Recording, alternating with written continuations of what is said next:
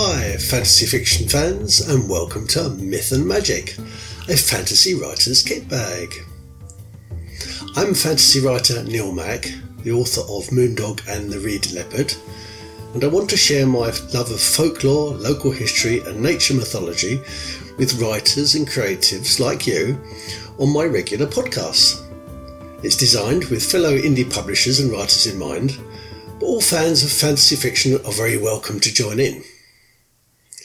In my fantasy writer's kit bag, writers, artists and creatives will find lots of ideas and discussion about things such as potions, dark arts, fabulous creatures, folktale studies, nature lore, and the interesting history behind the myth and magic that underpins our understanding of the fictional universe.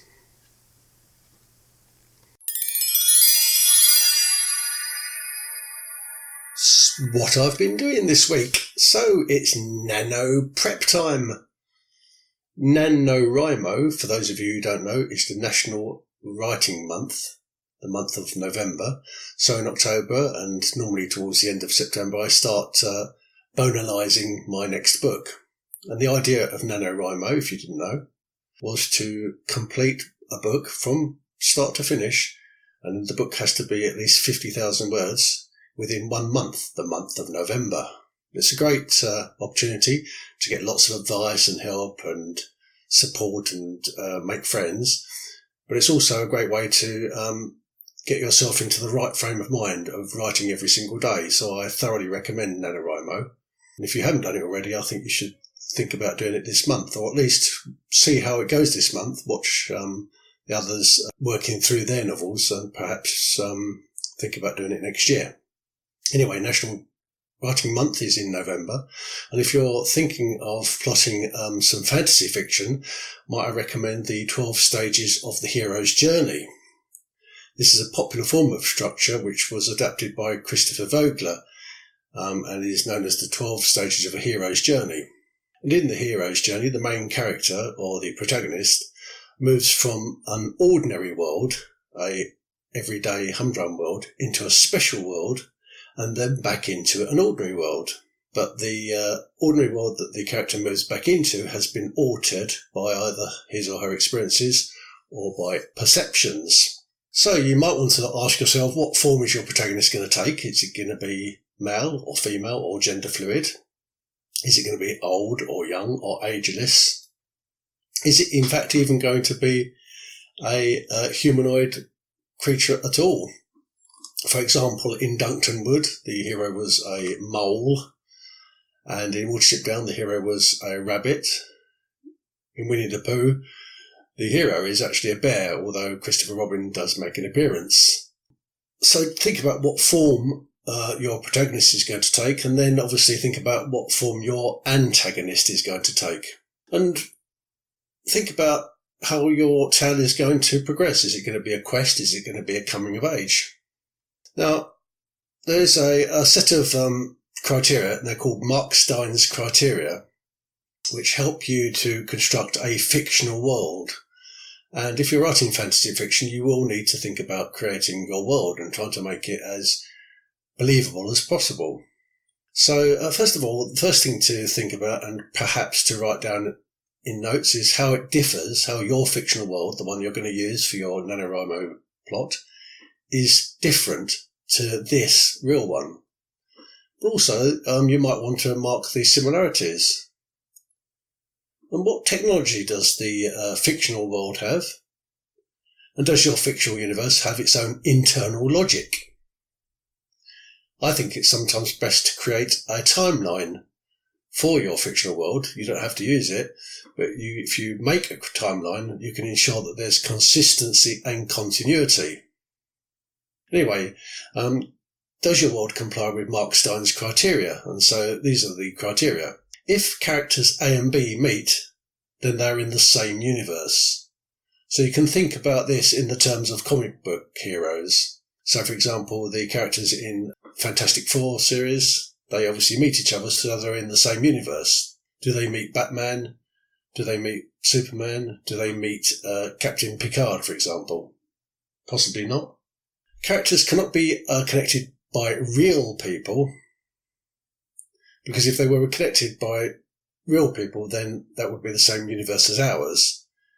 And you've already started creating and constructing a fictional world which is different to ours. Characters cannot be connected by characters that do not originate within your own published work. That makes sense to me, because if they connect with a character from somebody else's published work, then you're working inside that universe and not inside your own universe. And specific fictionalized versions of real people can be used in your fictional world because they are fictionalized versions. So, for example, Robin Hood or King Arthur. Both those characters often sort of like spring up in other people's works. And characters are only considered to have been met if they appeared together in the same story. So going back to your plotting, what will be your triggering event? In the hero's journey, there's normally a triggering event. And how does your protagonist resist the call to adventure? For example, why won't he, she or it go on the adventure? What's preventing them from going on their adventure? And after this first plot point, there will be several chapters where the protagonist is learning about his or her or its new world. They might be doing research or discovering things in conversations. And there needs to be some conflict and tension built into this. And this conflict and tension builds up to the first pinch point. At the first pinch point, there doesn't have to literally be a battle, but there may well be a major interaction with the antagonist. And the antagonist may not even be visible yet, but they should be the one pulling the strings. So imagine the Wicked Witch and how the Wicked Witch pulls the strings without anybody noticing. And what's the antagonist after anyway? Why does the antagonist, even if the antagonist is looking through a magic mirror or using some kind of technique to actually spy on the protagonist, why does the antagonist want to pull the strings? What does the protagonist want, and what does the antagonist want? Just make a list of their wants and needs. And then think about what your first pinch point will be. And then about midpoint in the novel, there will be a shift of your protagonist from victim to warrior. Because after the first pinch point, the protagonist continues to face new challenges, but these are all in a defensive role. For example, the hero might make plans and might make allies, but mostly they're waiting for something to happen and they're reacting to events rather than being proactive. But after the midway point, the protagonist decides to take action. So what turns him or her or it from being a victim and becoming a hero? And of course, after the midway point, this leads to the second confrontation with the antagonist. And the protagonist realises that everything is much worse than they already thought, and they have realised that they've completely underestimated the antagonist's power. And the protagonist tries to fix things, but things of course keep getting worse and worse, leading to a total and devastating loss. What's the total and devastating loss? This is the moment that you arrive at the dark night of the soul. And then at that stage, the antagonist will get the upper hand. How will the antagonist get the upper hand? You don't need to work on it now, but there will, after that, be the triumph. That will probably happen after a pep talk with a close friend or ally, where your protagonist will gird his, her or its loins and find a reason to fight, even if it's completely hopeless. Even if it seems completely impossible to defeat the enemy, there's no choice but to confront the facts and confront the antagonist. But now your protagonist is prepared. Now he's gained a valuable piece of knowledge or information or technology. Now he has perhaps a new weapon or a new superpower, and he's learned the villain's weaknesses. The final battle scene often includes a hero at the mercy of the villain scene, where the hero is caught so the villain can gloat. Think of the old James Bond stories to imagine that. But it's never a clear and easy victory, and perhaps they fail at first, and all is lost, and the hero is captured, and the enemy gloats. But the hero perseveres, the hero breaks away from the chains, breaks away from the dungeon, breaks away from the shackles, and with all the resolve and tenacity you could possibly bring, the hero escapes and finally, towards the last chapter, overpowers the villain. And after the final battle scene, there's always a death of the hero scene. I repeat, there is always a death of the hero scene.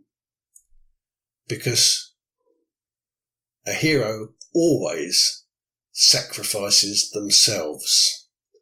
You don't have to kill off your protagonist, but you do have to think about the sacrifice. Perhaps it's an ally, or perhaps it's a romantic interest, or perhaps it's a part of themselves.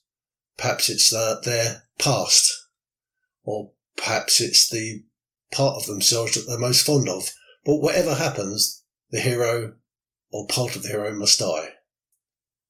And then, in perhaps the last few paragraphs, the hero is brought back to life in joy and celebration.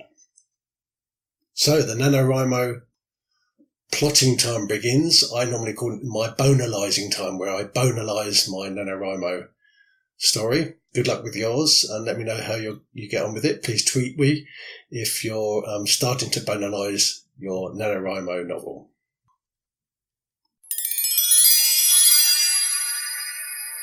Locus in quo. This week, the Celtic Way. So last weekend, I told you about this in my last episode. I was up in the Exmoor National Park, and whilst I was there, I visited the medieval village of Dunster. The village of Dunster, Dunster, sits on the route of an amazing long-distance footpath known as the Celtic Way. The Celtic Way is a 725-mile-long footpath that visits over 100 prehistoric sites along its way. The path links ancient landscapes using old trackways to connect with barrows, fortifications and sacred stone circles. On the walk, pilgrims will visit the Roman legionary fortress of Caerleon, that is the King Arthur's capital, and the medieval kingdom of Gwent. And it was where Sir Thomas Malory set the recrowning of Arthur and wrote much of what's known as the La Morte d'Arthur, which is the adventures of King Arthur and his knights. Then pilgrims will walk on to Avebury, Wiltshire, which is probably the most inspiring and the most significant stone circle in Britain. And yes, I'm including Stonehenge in that. And then on via the Isle of Avalon, that once belonged to the enchantress Morgan Le Fay, before heading south to admire King Arthur's court in Tinchadrill, Cornwall, and where Uther Pendragon, who was the commander of the dragons, may once have resided. The Celtic Way travels from Strumble Head, Pembrokeshire, through the west and south of Wales and into Wessex and the west of England, and onto an extension that takes pilgrims to St Michael's Mount. St Michael's Mount is known as Carreg Lws yn Cws in Cornish, and it's an island which shares sister-like characteristics with Mont Saint-Michel in Normandy, in France. And this island has been lived upon for over 4,000 years. The tidal island, upon which the Benedictine Priory was later built, is thought to be the original island of Ictis, I-C-T-I-S, which was an important centre of tin trading in the ancient world and known to the ancient Greeks. In fact, the Greek explorer Pytheas of Massalia, who first described the British folk and said they were people of forms, which meant people of pictures and shapes. And when I first read that, I did wonder whether they painted themselves with tattoos to protect themselves from demons, much like the characters in The Painted Man by Peter V. Brett. And that's known in America, by the way, as the Warded Man. Anyway, Pytheas of Massalia said that the ancient Brits lived in thatched cottages. They stored their grain to make bread and were, and this is his quote, content, plain and fair, with simple manners. So they didn't sound too dissimilar to modern day Brits as far as I could work out. Anyway, Pytheas probably stopped by Ictis on the way round the island, and he may even have named the place. He apparently circumnavigated the whole of the British Isles in a voyage around about 330 to 300 BC. And it's claimed that the Archangel Michael appeared before local fishermen on St. Michael's Mount in about the 5th century AD. The Celts, and then interestingly, by the way, it's spelt C-E-L-T-S, and so you might say Celts and the Celtic, but the correct pronunciation is Celt and Celtic, were people known to the Romans actually as Gauls. So you probably have heard of Gauls, asterisk the Gaul. And in the 1st century BC, Julius Caesar suggested that the name Keltoi, K-E-L-T-O-I, was bestowed upon these people by the Greeks. Celt with a C is a modern English word, and it was first attested to in 1707. It's best to imagine the Celts and the Celtic peoples as a family of tribes and a family of languages rather than just one tribe. It's a huge nation of many tribes, and all those tribes, when they join together, form the Celtic realm. The Celtic realm is normally described as Ireland, Scotland, Wales, Cornwall, the Isle of Man and Brittany. And in those places there are at least 6 languages used. And that doesn't even include the area of Europe where the Celts probably originated. And that area was probably the western Iberian Peninsula of Portugal and north-central Spain. Anyway, under Caesar, the Romans conquered Celtic Gaul, and from Claudius, the emperor, onwards, the Roman Empire absorbed parts of Britain and squeezed the Celts in the British Isles into the areas of Wales, Cornwall and northern Scotland, which is why Wales, Cornwall and northern Scotland still have a Celtic tradition and the remainder of England does not. Most descriptions of Celtic societies portray them as being divided into 3 groups. They tended to divide into a warrior aristocracy, an intellectual class that included professions such as a druid and poet, and everyone else, the peasants if you like. It's unlikely that Celts had any written language, because none has been found, but it said they had a strong bardic tradition, which means an oral tradition. They passed their stories and their history down through poetry and songs. According to the Greek historian Diodorus of Sicily, the Celts were described as tall of body, with rippling muscles and white of skin, and their hair is blonde. And not only naturally, for they also make it their practice by artificial means to increase the distinguishing colour which nature has given it. For they are always washing their hair in lime water, and they pull it back from the forehead to the nape of the neck, with the result that their appearance is much like that of a satyr or a Pan. That's the Celts, and that's an introduction to the Celtic Way, which runs from Wales to Cornwall. Myth and Magic News. This week I wanted to talk to you about the Guardian list of 100 best books of the 21st century. The Guardian newspaper in Britain, which is considered to be one of the best newspapers, and they produce an excellent literary section. They've listed exactly 100 books which they consider to be the best books of the 21st century. Now, not all of these books are fiction, and their list was published this week. But the reason I thought it was worth mentioning is because it includes just 6 works that you might accurately describe as fantasy fiction. 6 works out of a possible 100. So, without giving you the where they were on the list, I will tell you the 6 books. So the 6 books were The Harry Potter and the Goblet of Fire by J.K. Rowling, and this is her only Hugo Award-winning novel, although it's worth mentioning that Hugos tend not to be given to the same rate twice. And Dark Mans by Nicola Barker, Coraline by Neil Gaiman, The Fifth Season by N.K. Jemisin, Night Watch by Terry Pratchett, and The Amber Spyglass by Philip Pullman. Now don't forget, this is the top 100 books of the 21st century. But I have to ask you this, why is speculative fiction and fantasy fiction so underrepresented? For example, George R.R. Martin isn't listed at all in the 100.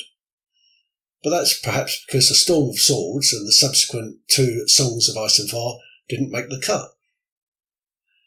And I wondered, is it because fantasy fiction these days is considered to be young adult? It didn't used to be considered to be young adult.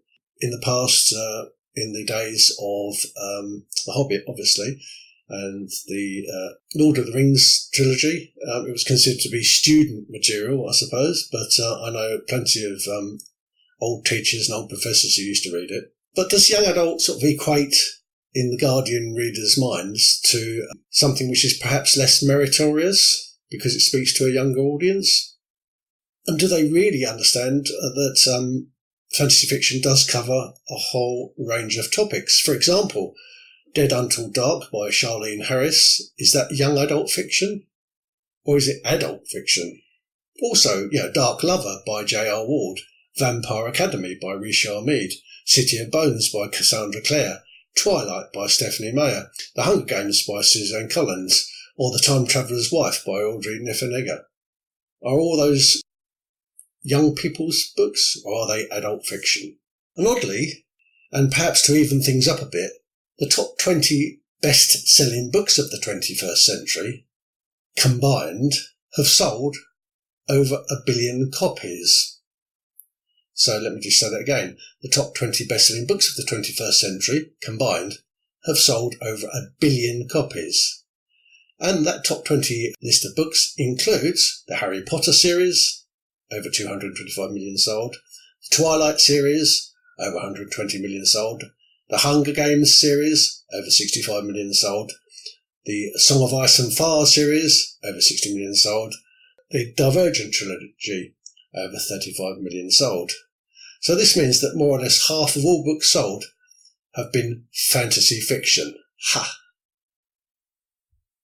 It's also been in the news that Gwyneth Paltrow, the actress, once hired a personal curator to fill her bookshelves because she didn't have time to do it herself, I suppose.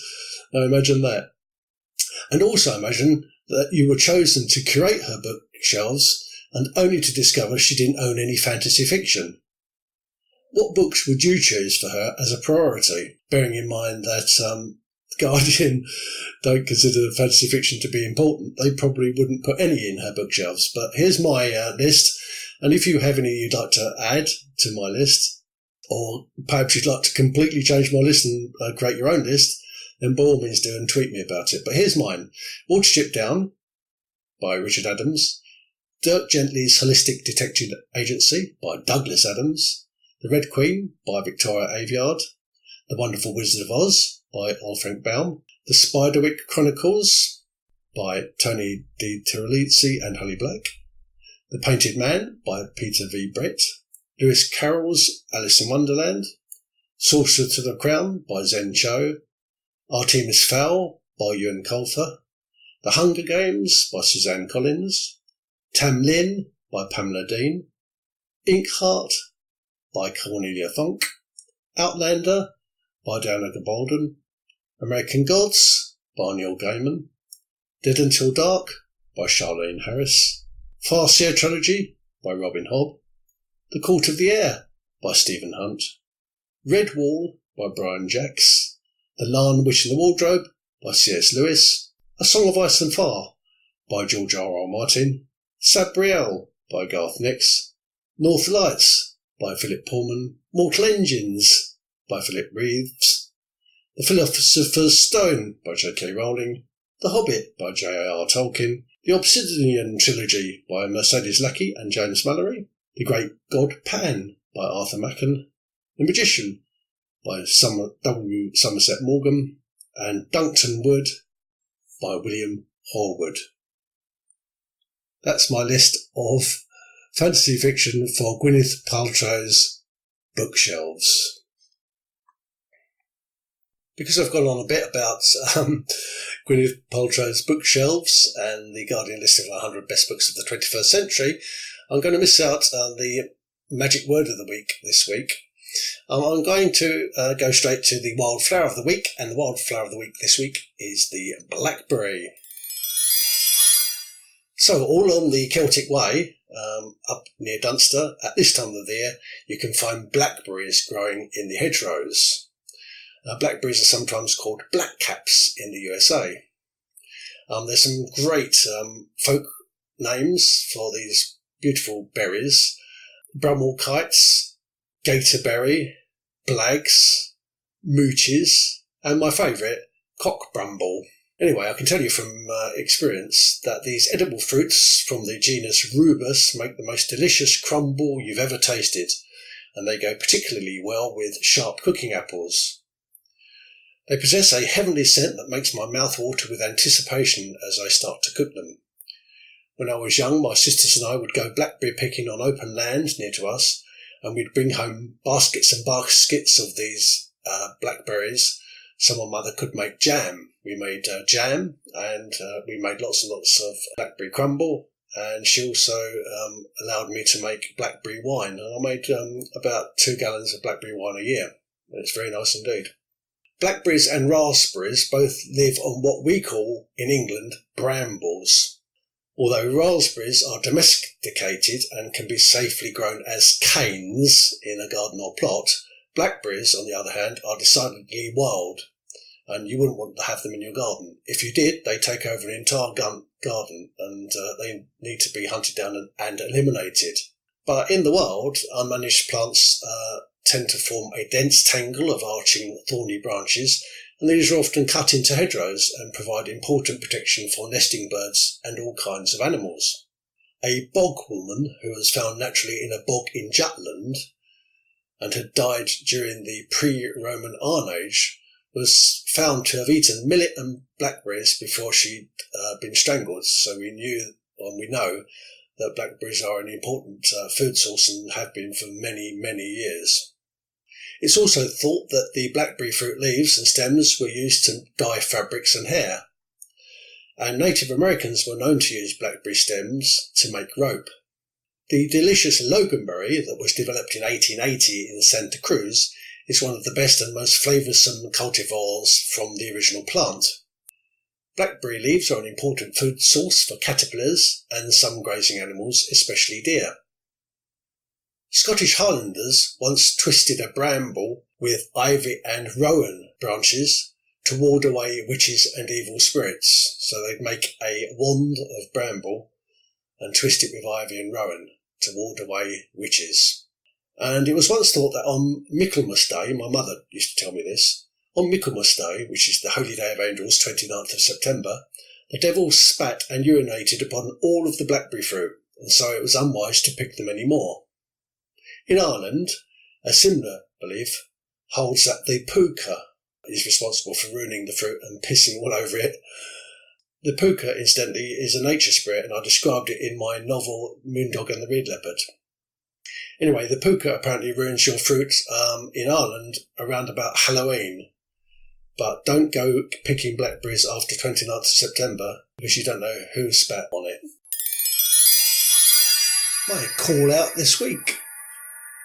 So this week I wanted to call out Asaph Mehr, and it's spelled Assaphmehr. If you like the idea of togas and daggers and magic, and an urban fantasy that's set in quasi-ancient Rome, then you may well like his Murder in Absentia. Nice bit of Latin there, Asaph. A young man is found dead in his bed with a look of extreme agony on his face and strange tattoos all over his body. His distraught senator father suspects a cult death, and he knows who to call for a discreet resolution. Enter Felix the Fox. Felix is a professional investigator, and he's in the business of ferreting out dark information for his clients. Felix is neither a traditional detective nor a competent magician, but something in between. Drawing on his contacts in shady elements of society and his aborted education in the magical arts, Felix dons his toga and sets out to discover the young man's killers. And the bump says that Murder in Absentia is set in a fantasy world of Egritia, and it borrows elements from 1,000 years of ancient Roman culture, from the founding of Rome to the late Empire, mixed with a judicious amount of magic. It's a story of a cynical, hard-boiled detective dealing with anything from daily life to the old forces roaming the world. So if you like the idea of this book, and incidentally, I think it's fantastic that it appeals to fans of detective fiction as well as fantasy fiction, then try this book out.